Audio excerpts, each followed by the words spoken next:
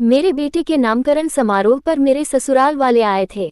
मैंने अपने पिता को ऊपर छत वाले कमरे में बंद कर दिया था क्योंकि वे ठीक से बोल भी नहीं पाते थे। मुझे डर था कि उनकी वजह से मेरी बेइज्जती हो जाएगी। मेरी डॉक्टर पत्नी ने इस बात पर आपत्ति जताई, लेकिन मैंने उनकी बात मानते हुए हाँ में सिर हिला दिया। उस दौरान मेरे पिता की आंखों में आंसू थे। मेरी पत्नी ने उन्हें छत वाले कमरे में बंद कर दिया था। पूरे दिन पार्टी चलती रही, लेकिन ऊपर मेरे पिता भूखे प्यासे पड़े रहे। शाम को जब उन्हें लेने गया तो पता चला कि वे अब इस दुनिया में नहीं रहे। उनके हाथ में एक कागज था जिस पर कुछ ऐसा लिखा था कि वो पढ़कर मेरी जान निकल गई। आज रामलाल ने अपने बेटे की पढ़ाई के लिए अपनी एकमात्र भैंस, जिसका नाम सोना था, बेच दी। उस पैसे से उसने अपने बेटे आकाश का नाम शहर के एक बड़े कॉलेज में दाखिला करवाया। आकाश का सपना था कि वह दिल लगाकर पढ़ाई करेगा और डॉक्टर बनेगा। पापा, मैं आपका सर गर्व से ऊंचा कर दूंगा, आकाश ने कहा। रामलाल ने हल्की मुस्कान के साथ बेटे के कंधे पर हाथ रखा और कहा, बेटा, बस तू मेहनत कर, मैं तुझे वह सब कुछ दूंगा जिसकी तुझे जरूरत है। अब आंगन में सोना की जगह खाली थी और सुबह जब दूध नहीं आया तो रामलाल की पत्नी के मन में एक भारी सी बेचैनी उठी, लेकिन वह कुछ नहीं कह पाई। वह जानती थी कि ऐसा फैसला माँ बाप ही अपने बच्चे के लिए ले सकते हैं। बेटे के सपने तो बड़े होते हैं, रामलाल ने हंसते हुए कहा, पर उसकी हंसी में छुपा हुआ दर्द था। दिन बीते, पर रामलाल की जिंदगी में पहले जैसा सुकून नहीं था। वह रोज खेत जाता और लौटता, मगर अंदर एक खालीपन महसूस करता था। साथ होती आकाश की कॉलेज की तस्वीरें और दोस्तों के साथ खींची गई सेल्फियां। फोन पर कभी कभार बेटा कॉल करता तो ये सब उसकी कुर्बानी की एक याद दिलाता। एक दिन रामलाल ने अपनी पत्नी से कहा, पता है, कल जब खेत में धूप तेज थी तो मुझे ऐसा लगा जैसे सोना खड़ी होकर मुझे देख रही हो। मैं तो बस एक जानवर को बचा रहा था, पर साथ ही मेरा दिल भी उससे जुड़ गया। पत्नी ने धीरे से उसके हाथ थाम लिए, बिना कुछ कहे। इधर शहर में आकाश अपनी पढ़ाई में पूरी तरह व्यस्त था। कॉलेज में पहली बार जब उसने कहा, मैं गांव से हूँ, मेरा नाम आकाश है, मेरे माँ बाप किसान हैं जिन्होंने अपने सपने मेरे लिए कुर्बान कर दिए ताकि मैं अपना सपना पूरा कर सकूं, तो सबने तालियां बजाईं। पर आकाश के दिल को पता था कि उन तालियों के पीछे छिपा है एक भैंस की कीमत, एक माँ की तन्हा छुट्टी और एक पिता की आंखों में छुपा हुआ दर्द। रामलाल अक्सर बैठकर आकाश के कॉलेज और उसकी पुरानी किताबें देखता। ये सब अब तुम्हारे बीते हुए कल की कहानी है, बेटा। एक दिन वह बाग में से गुजरते हुए सोना की पुरानी तस्वीर देखता है। वह तस्वीर जिसे आकाश ने बचपन में बनाया था और जिस पर लिखा था, मेरी सोना, मेरी दोस्त। दिन बीत रहे थे, लेकिन आकाश का दिल वैसा नहीं था जैसा पहले था। वह जानता था कि यह सिर्फ कुर्बानियों की शुरुआत है, पहला कदम था, और बाकी सफर अभी बाकी था। सपने की कीमत अभी तो एक जानवर की थी, लेकिन आगे क्या क्या देना पड़ेगा, ये सवाल उसके दिल में ऐसे बैठ गया जैसे कोई अधूरा दर्द जो अभी पूरी तरह खत्म नहीं हुआ था। रात के गहरे सन्नाटे में रामलाल की पत्नी चुपचाप उठी और रसोई के चूल्हे के पास जाकर बैठ गई। धीमी लौ की रोशनी कमरे में हल्का सा उजाला फैला रही थी। उस रोशनी में रामलाल का थका हुआ चेहरा साफ नजर आ रहा था, एक ऐसा चेहरा जो चिंता, थकान और हार की छाया में डूबा हुआ था। वह चुपचाप बैठा था, हाथों में कुछ कागज लिए हुए, आकाश की अगली साल की कॉलेज फीस का बिल। इस बार 2 लाख रुपये। पिछली बार तो सोना को बेचकर बस दाखिला ही हो पाया था, अब ये सपना जैसे पूरे घर पर अपना दावा ठोक रहा था। और उसकी मांग हर बार और ज्यादा होती जा रही थी। पत्नी ने धीमे स्वर में पूछा, क्या हुआ? फिर फीस बढ़ गई। रामलाल ने बस गर्दन झुका दी। हाँ, इतना कहने तक की भी ताकत जैसे नहीं बची थी उसमें। पत्नी की आंखों में डर साफ था। आप क्या बेचोगे? रामलाल ने कुछ नहीं कहा। वह चुपचाप उठा और अलमारी की चाबी निकालकर ताले में घुमाई। पुराने कागजों का एक बंडल निकाला, यह उसके मकान के कागज थे।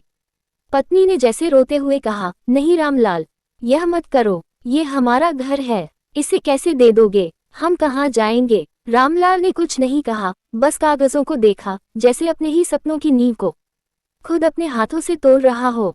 रामलाल की आंखों में एक चमक थी, उम्मीद की, सपने की, और शायद अपने बेटे को उस मुकाम पर देखने की जहां से वह कभी खुद सोच भी नहीं सकता था।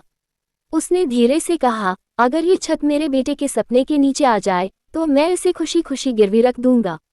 वो डॉक्टर बनेगा, बस यही सपना है। पत्नी चुप हो गई, जैसे उसकी सांसें वहीं अटक गई हों। इस घर की दीवारों पर उसकी जवानी की छाप थी, बच्चों की हंसी थी, रसोई की खुशबू थी। छत पर बिताई सर्दियों की धूप, गर्मियों की चांदनी और अनगिनत कहानियां थी, लेकिन अब ये सब किसी बीते हुए ख्वाब की तरह लग रहा था। कुछ दिन बाद रामलाल शहर के बैंक पहुंचा। सामने मकान के कागज रखे थे, माथे पर पसीने की लकीरें थीं और दिल में अजीब सी बेचैनी। घर अब गिरवी रखा जा चुका था, लेकिन उसी शाम बेटे की कॉल आई, पापा मैंने अगला सेमेस्टर भी पूरा कर लिया है। अब कॉलेज में मुझे सब जानने लगे हैं। डॉक्टर बनने की राह पर मैं आगे बढ़ रहा हूँ। रामलाल ने मुस्कुराकर बेटे की बात सुनी, लेकिन उस मुस्कान के पीछे एक एक ईंट की कीमत अब उसे महसूस हो रही थी। जिस घर को उसने खड़ा किया था वह अब बेटे के ख्वाबों की नींव बन चुका था। समय बीतता गया, महीनों ने साल का आकार ले लिया। हर साल के साथ फीस की रकम भी बढ़ती गई। अब बारी खेत की थी, वही जमीन जहां रामलाल ने अपनी जवानी बोई थी। गांव की वह जमीन रामलाल की सबसे बड़ी पूंजी, जिसे उसने हमेशा आने वाले कल के लिए बचाकर रखा था, अब एक एक टुकड़े में बिकने लगी थी। वह जमीन जिसमें उसके बचपन की मिट्टी की खुशबू थी, अब धीरे धीरे हाथ से फिसल रही थी। एक दिन पत्नी ने हिम्मत करके पूछा, रामलाल कभी सोचा है, अगर आकाश डॉक्टर न बन पाया तो? घर, खेत, जमीन सब तो चला गया, फिर हम कहाँ जाएंगे? रामलाल ने उसकी बात को बीच में ही रोक दिया। वो जरूर बनेगा, भगवान पर भरोसा है। मेरे बेटे की मेहनत कभी जाया नहीं जाएगी। आकाश अब 3 सालों से कॉलेज में था। दोस्त बन चुके थे, college function, group photo, social media पर अपडेट। वो एक नई दुनिया में खुद को बड़ा और परिपक्व महसूस करने लगा था। हॉल में चला गया। एक दिन फोन आया, पापा मेडिकल कॉलेज में जाना है। एक परीक्षा नहीं, रजिस्ट्रेशन के लिए 50,000 रुपए चाहिए और आने जाने का खर्चा अलग। जिसे उसके रामलाल ने गर्दन झुकाकर बस कहा, ठीक है बेटा, इंतजाम हो जाएगा। हालांकि उसकी जेब में उस वक्त सिर्फ 30,000 रुपए बचे थे। परीक्षा के बाद दूसरे दिन वह फिर बाजार गया, पुराने बर्तन निकाले जो कभी उसकी पत्नी की शादी में आए थे। पेपर कैसा गया? बकरी का बच्चा जिसे उसकी पोती की तरह पाला था, उसे भी बेच दिया। ठीक करेगा पापा। किसी तरह पैसे जोड़े और बेटे को भेज दिए। इधर गांव के लोगों में बातें शुरू हो चुकी थी, रामलाल तो सब कुछ बेच डाल रहा है, क्या गारंटी है कि बेटा लौटकर देखेगा भी? अभी बाकी था। रामलाल सुनता था चुपचाप। रामलाल अब गांव में चर्चा बन चुका था। सब कुछ बेच दिया इसने। कोई कहता बेटे के पीछे पागल हो गया है, कोई हंसी उड़ाता तो कोई दिल से दुआ देता, भगवान करे आकाश सच में डॉक्टर बन जाए, पास नहीं किया वरना इस बूढ़े का तो सब कुछ बर्बाद हो जाएगा। रामलाल की पत्नी अब ज्यादा कुछ नहीं कहती, भगवान का दिया उसकी आंखों में चिंता घर कर गई थी। वो चुपचाप सारे दिन के काम करती और रात को थके हुए चेहरे के साथ चुपचाप बैठी रहती, जैसे शब्द अब उसके पास बचे ही न हों। एक शाम रामलाल अपने कमरे में बैठा था, हाथ में एक पुराना लूट था। उसी पर मोहित ने बचपन में दिल का निशान बनाकर लिखा था, पापा मैं बड़ा होकर डॉक्टर बनूंगा, आपको बड़ी गाड़ी में घुमाऊंगा। वो लम्हा जैसे फिर से जिंदा हो उठा। रामलाल की आंखें भर आई। उसने आसमान की ओर देखा और बुदबुदाया, हे भगवान मेरी कुर्बानी व्यर्थ न जाए। अब समय आ गया था अंतिम सहारा भी छोड़ने का। घर, खेत, जानवर सब तो पहले ही जा चुका था। अब बची थी बस आखिरी जमीन, आखिरी आशा। बैंक में कागजों पर साइन करते समय रामलाल के हाथ कांप रहे थे। इस बार उसकी आवाज भी जवाब दे गई थी।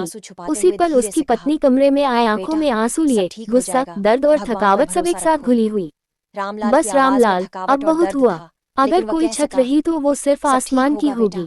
रामलाल ने उसकी ओर देखा और धीरे से कहा, आखिरी साल है, बस एक बार ये कर जाए। उधर शहर में जब आकाश को पता चला कि उसके पापा ने आखिरी जमीन भी बेच दी है, तो उसके चेहरे पर कुछ पल को सन्नाटा छा गया, जैसे वक्त थम गया हो। पर अगले ही पल उसने खुद को संभाला। उसकी आंखों में कुछ बदल चुका था। अब वो सिर्फ डॉक्टर बनने की नहीं, उस हर ईंट, हर कुर्बानी और हर आंसू की कसम खा चुका था। पापा मैं आपको कभी मायूस नहीं करूंगा, मेरा आखिरी पेपर चल रहा है, आकाश ने फोन पर कहा। रामलाल ने बेटे को ढेर सारे आशीर्वाद दिए, मगर दिल के भीतर एक अजीब सा डर था, जैसे सपनों की डोर कहीं टूटने को हो या मंजिल के रास्ते कहीं अंधकार में खो रहे हों। गर्मियों की तेज धूप थी और वह आखिरी परीक्षा का दिन था।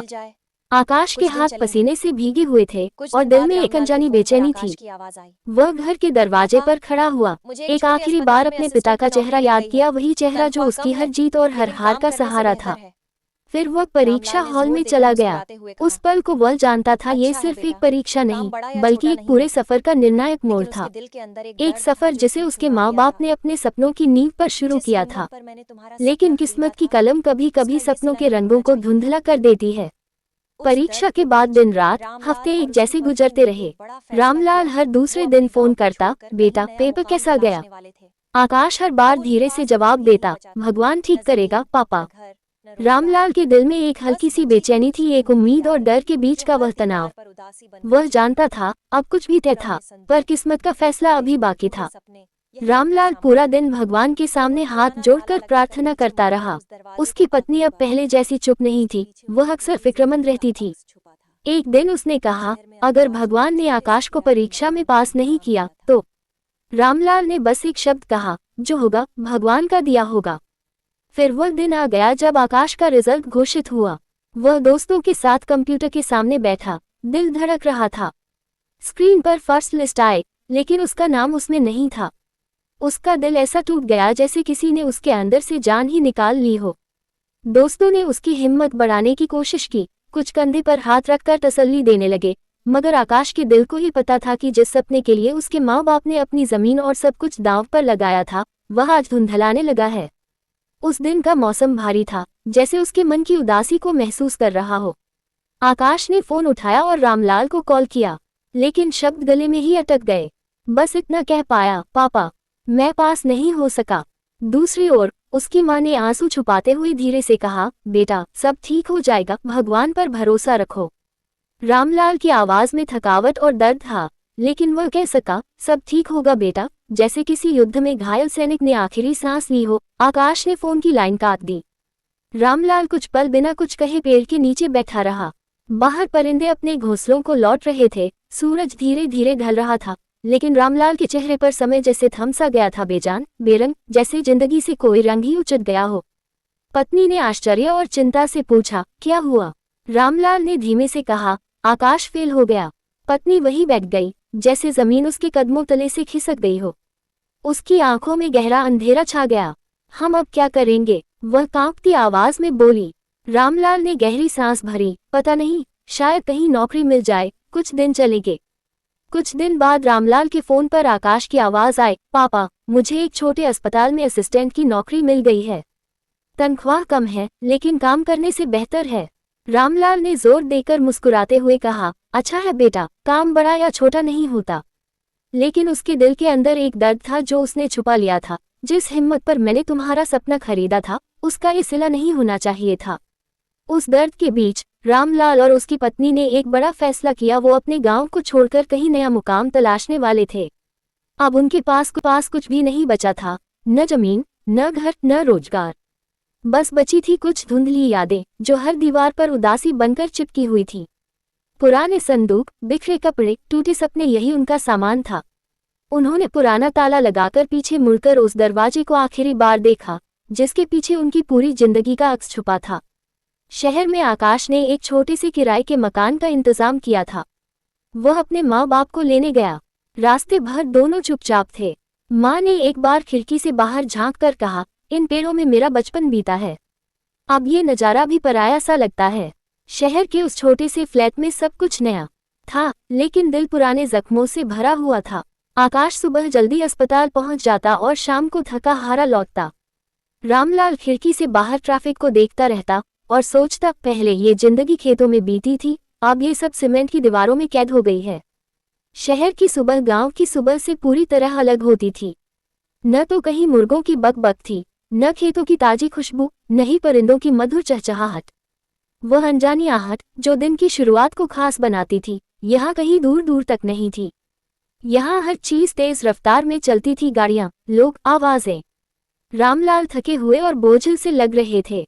उनके चेहरे से वह पुरानी चमक जैसे फुर हो गई हो। आकाश अपनी नौकरी में पूरी तरह उलझा हुआ था। अस्पताल के मरीज, रिपोर्ट, दवाइयों की दुनिया में वह दिन रात लगा रहता। अब वह अपने माता पिता के लिए समय निकाल पाना भी बहुत बड़ी बात लगने लगी थी। मम्मी पापा आप आराम करें, शाम को मैं कुछ फल लेकर आऊंगा, आकाश कहता। लेकिन शाम होती तो वह अक्सर खाली हाथ लौटता। एक शाम रामलाल ने अपनी पत्नी को छत पर जाने की जिद की। चलो चंपा, शहर की शाम देख लें, शायद दिल को कुछ सुकून मिले। पत्नी ने कमजोर सी हंसी के साथ कहा, यहाँ की शाम में सुकून नहीं, बस शोर है। गांव की शाम में वह खुशबू थी, पेड़ों की हिलती टहनियां थीं। यहाँ तो बस कारों के हॉर्न और गाड़ियों की भागदौड़ सुनाई देती है। कुछ दिन बाद पत्नी की तबीयत तेजी से बिगड़ने लगी। एक दिन रामलाल ने आकाश से कहा, बेटा तुम्हारी माँ की हालत ठीक नहीं लगती, किसी अच्छे डॉक्टर को दिखाओ। आकाश ने बिना ज्यादा ध्यान दिए कहा, पापा मैं तो खुद अस्पताल में हूँ, दवाइयाँ भी ले आता हूँ, बस वक्त पर दवा मिलवा देना। रामलाल कुछ कहना चाहता था पर रह गया। उसे पता था कि वह बेटा जिसके लिए उसने अपनी पूरी जिंदगी कुर्बान कर दी, अब शायद उसका दर्द समझ ही नहीं पा रहा था। एक रात तेज बारिश हो रही थी, छत पर पानी टपकने लगा। पत्नी की खांसी की आवाज और बारिश की टप टप की आवाज कमरे को एक अजीब तरह की हलचल में बदल रही थी। रामलाल धीरे से उठ बैठा, पत्नी के सर पर हाथ फेरता रहा और भगवान के नाम का जाप करता रहा। एक उम्मीद थी कि शायद ये सब ठीक हो जाएगा। सुबह के वक्त पत्नी की सांसें उखड़ने लगीं। रामलाल उसका हाथ मजबूती से थामे हुए बार बार कहता रहा, कुछ नहीं होगा, बस भगवान से प्रार्थना करो, वह सब ठीक कर देगा।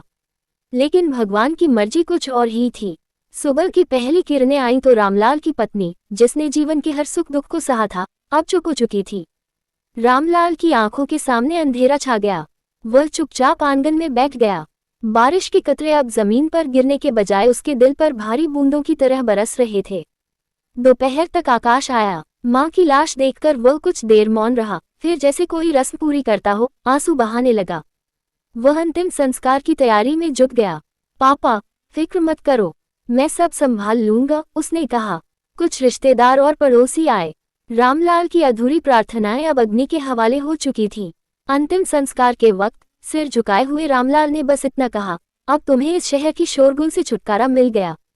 रामलाल शमशान में काफी देर तक बैठा रहा, जैसे अपना हर गम, हर याद, हर अधूरी उम्मीद वहीं छोड़कर जाना चाहता हो। तुम कहती थी न, ये सपना हमें ले डूबेगा। तुम सही कहती थी, रामलाल बुदबुदाया। उसके बाद जैसे उसकी जुबान ने बोलना ही छोड़ दिया। अब न वह किसी से बहस करता था, न किसी चीज की फरमाइश करता। दिन की शुरुआत गीत के साथ होती, वही पुरानी किताब जिसे वो पत्नी के साथ रोज पढ़ता था, और फिर वो फटे पुराने दुपट्टे को सीने से लगाकर किसी कोने में जा बैठता। एक दिन आकाश ने पूछा, पापा क्या आप गांव वापस जाना चाहते हैं? रामलाल ने एक बार उसकी ओर देखा, ठंडी नजरों से। अब वहां क्या है? तुमने तो सब बेच डाला। अब तो शायद मेरी मौत भी इसी शहर की दीवारों के बीच होगी। आकाश के चेहरे पर कुछ पल के लिए शर्मिंदगी का एक साया उतर आया, लेकिन फिर उसने मुंह फेर लिया और मोबाइल स्क्रीन में खो गया। शहर की जिंदगी ने रामलाल को अंदर से खोखला कर दिया था। गांव की खुली हवा, मिट्टी की सोंधी खुशबू, पेड़ों की छांव, सब अब एक धुंधला सपना बन चुके थे। उस रात रामलाल बिस्तर पर लेटा, कमरे की दीवार पर टंगी पत्नी की तस्वीर को निहार रहा था। उसने धीरे से कहा, मैंने सपनों की खातिर सब कुछ खो दिया, मगर ये कभी समझ नहीं पाया कि कुछ सपने बस सपने ही होते हैं। अब वह जिंदगी के उस मोड़ पर था जहां न कोई ख्वाहिश बची थी, न कोई इंतजार, सिर्फ एक गहरा सन्नाटा और बेटे की अनकही दूरी साथ रह गई थी। पत्नी के जाने के बाद घर जैसे जड़ हो गया था, दीवारों का रंग फीका पड़ गया था, खिड़की से आती रोशनी भी अब किसी अंधेरे सी लगती थी। घड़ी की टिक टिक चलती थी, लेकिन वक्त जैसे दिल के भीतर रुक गया हो। रामलाल दिन भर चुपचाप किसी कोने में बैठा रहता। आकाश सुबह अस्पताल निकल जाता और शाम को मोबाइल में गुम हो जाता। अब न बाप बेटे में कोई बात होती, बस एक अजीब सी खामोशी और दूरी उनके बीच फैलती जा रही थी। इन्हीं दिनों आकाश की मुलाकात अस्पताल में रेखा नाम की एक सीनियर नर्स से हुई। वह उम्र में आकाश से कुछ बड़ी थी, लेकिन बहुत आकर्षक और आत्मविश्वासी। वह दौलतमंद थी, खुद की गाड़ी से आती थी और अकेली थी। रेखा की बातों में समझ थी, उसकी मुस्कान में अपनापन। आकाश को वह एक नया सुकून देने लगी। धीरे धीरे यह मुलाकातें बढ़ीं और एक दिन बिना कहे दोनों की नजरों ने कह दिया, अब कोई रिश्ता जन्म ले रहा है। रेखा और आकाश के बीच रिश्ता गहराता गया। अब वे सिर्फ मिलते नहीं थे, साथ जीने के ख्वाब भी देखने लगे थे। आकाश अभी किराए के छोटे से घर में रह रहा था, लेकिन रेखा के पास खुद का घर था। एक शाम रेखा ने मुस्कुराकर आकाश को प्रपोज किया। मेरी माँ चाहती है कि मैं किसी अमीर बिजनेसमैन से शादी करूं, रेखा ने कहा, लेकिन मेरा दिल कहता है तुम ही मेरे लिए सही हो। आकाश थोड़ी देर चुप रहा, फिर धीरे से कहा, रेखा मेरे पास न दौलत है, न कोई बड़ा घर, सिर्फ एक बीमार बूढ़ा पिता है, और मैं खुद भी एक अधूरे सपने से टूटा हुआ आदमी हूँ। रेखा हल्की से मुस्कुराई, तो फिर हम एकदम सही हैं एक दूसरे के लिए। मैं मजबूत हूँ और तुम सच्चे। कुछ ही दिनों बाद रेखा ने अपने माँ बाप को किसी तरह मना लिया और आकाश के घर रिश्ता भिजवाया। रामलाल ने पहले थोड़ी हैरानी से आकाश की बात सुनी, फिर खामोशी में कुछ पल डूबकर कहा, अगर तुम्हें लगता है बेटा कि वह लड़की तुम्हारी जिंदगी को बेहतर बना सकती है तो मेरी दुआ हमेशा तुम्हारे साथ रहेगी। आकाश को आखिरकार वह घर मिल गया, एक बड़ा खूबसूरत फ्लैट जो अब रेखा का था और जल्द ही आकाश का भी बनने लगा। वह छोटे किराए के मकान से निकलकर रेखा के साथ एक नए और सजे धजे इलाके में शिफ्ट हो गया।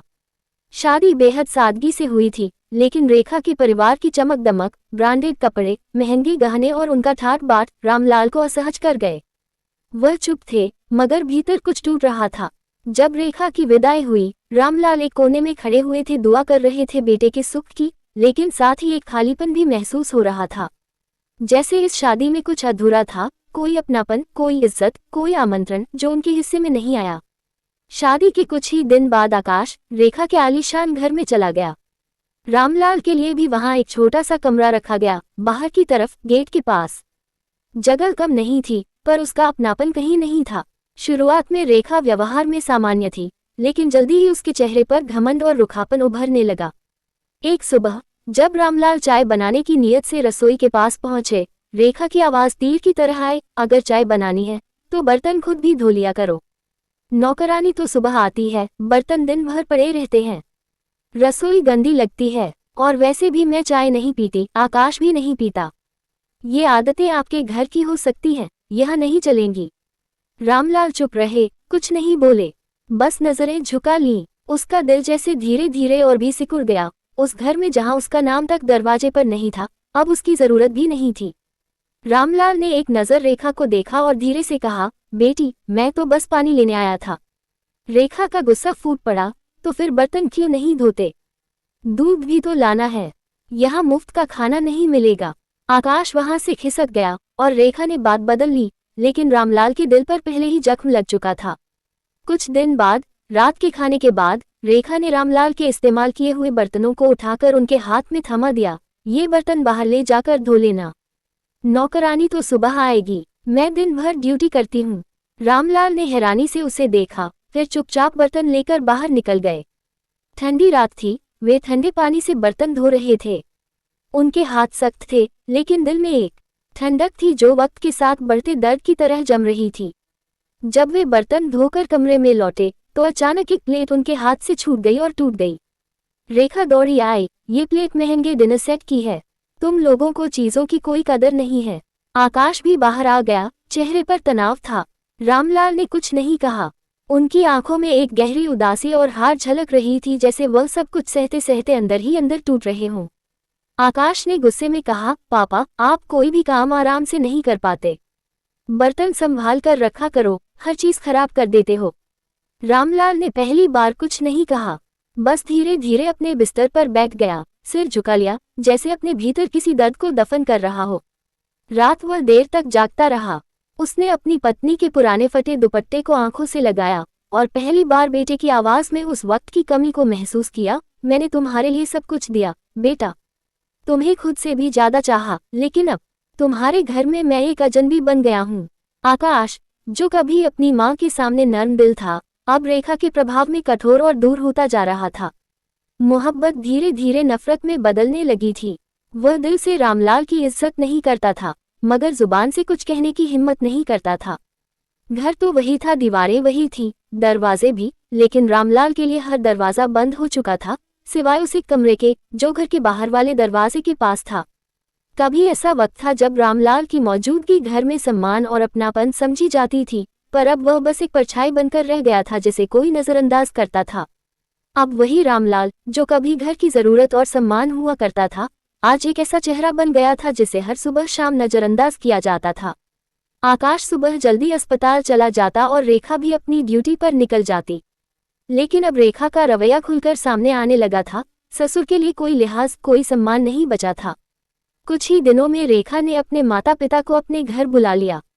उनके लिए घर में सबसे बढ़िया कमरे, चाय नाश्ते के इंतजाम, ढेर सारी बातें और हंसी मजाक का माहौल बना रहता।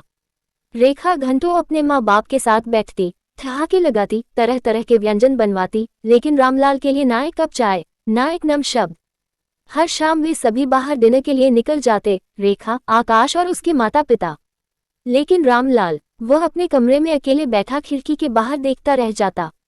कभी कभी रेखा के शब्द जहर की तरह बरसते, तुम्हारे पापा को बाहर ले जाकर क्या करेंगे?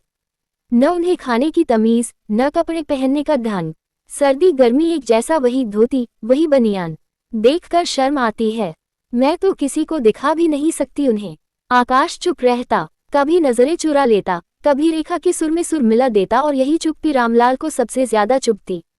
रेखा अपने सास ससुर को रानी राजा बना देती, लेकिन रामलाल को घर का कोना भी बोझ जैसा महसूस होता था। और फिर भी रामलाल कुछ नहीं कहता, बस उसकी खामोशी अब भीतर से जलने लगी थी। रामलाल बस एक ही चीज की दुआ करता रहता था, हे भगवान, मेरा बेटा सही सलामत रहे। अपनी मरी हुई पत्नी को याद करते हुए वह अक्सर उदास बैठा रहता था, सोचता था कि सब कुछ अच्छा होता अगर बेटे को सही राह दिखाई जाती। एक दिन रेखा के पिता रामलाल के पास बैठे हुए थे। वे अपनी उपलब्धियों की लंबी लंबी बातें करने लगे। मैंने इतना किया, वो किया, बच्चों के लिए सब कुछ किया। रामलाल ने एक बार शांतिपूर्वक पूछा, तो फिर बेटा सही रास्ता क्यों नहीं पकड़ा? क्यों नशे की तरफ बढ़ गया? वो बात सुनकर रेखा के पिता चुप हो गए। सच तो यही था कि उनका बेटा रेखा का भाई एक सिंह था, लेकिन ड्रग्स का आदी था। जो भी पैसे कमाता वो नशे में उड़ जाता। उन्होंने खामोशी से उठकर अंदर चले गए, कुछ कह न सके। इधर रेखा अपनी माँ बाप के पास हंसती, बातें करती, सेल्फी लेती रहती। लेकिन जब भी वह अपने ससुराल आती, रामलाल की हर बात, उसका पहनावा, उसकी आवाज, सब कुछ उसे चुभने लगता था। आकाश चुप रहता, कुछ नहीं कहता। समय के साथ रेखा प्रेग्नेंट हो गई। उसके पैर जमीन से उठ गए थे, उसे खुद में बहुत भरोसा था। आकाश ने उसकी हर खुशी के लिए खूब मेहनत की, हर पल उसका साथ दिया। वह उसके आगे पीछे घूमता, उसकी हर जरूरत का ध्यान रखता। पर उस घर की दीवारों के भीतर रामलाल का दिल अभी भी टूट रहा था। रेखा ने कभी भी अपने घर में किसी चीज की कमी महसूस न होने दी। उसने हर आराम का पूरा इंतजाम किया और सब कुछ अपने अनुसार चलाया। फिर एक दिन उस घर में एक नई खुशियां आईं। रेखा ने बेटे को जन्म दिया। 3 महीने बाद बच्चे का नामकरण था, लेकिन रामलाल अब अकेले अपने कमरे में बैठकर पूजा करता था, हाथ में गीता जैसी पवित्र किताब थामे। उसके लिए यही उसका सहारा था और कुछ नहीं।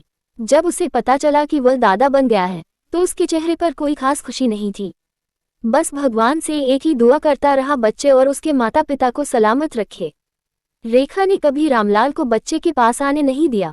उसके शब्द सीधे और कठोर थे, तुम्हें बोलने की तमीज नहीं आती, गोद लेने की तमीज नहीं, और सफाई का तो सवाल ही नहीं। मेरे बच्चे को इन्फेक्शन लग जाएगा। आकाश भी चुप रहा, कुछ नहीं बोला। नामकरण के दिन जब मेहमान आने वाले थे, रेखा खुद आकर रामलाल से बोली, तुम्हें अपना कमरा खाली करके छत वाले कमरे में जाना होगा। मेहमान बहुत होंगे और मैं नहीं चाहती कि मेरी बेइज्जती हो। रामलाल ने चुपचाप सिर झुकाया। घर में जहां कभी उसका सम्मान था, अब वह अकेला एक कोने में छुपा हुआ था जहां उसकी जगह नहीं थी। सुबह से शाम हो चली थी और रामलाल को ऊपर छत वाले कमरे में भेज दिया गया था। उन्होंने अपनी पुरानी गीता जैसी पवित्र किताब उठाई, साथ में भगवान की मूर्ति लेकर उस कमरे में चले गए। सारा दिन वे गीता पढ़ते रहे, भगवान की शरण में खुद को समर्पित करते रहे।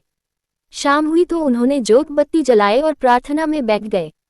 दीवार से टिका हुआ वह मन ही मन भगवान से अपनी पीड़ा सुनाने लगे।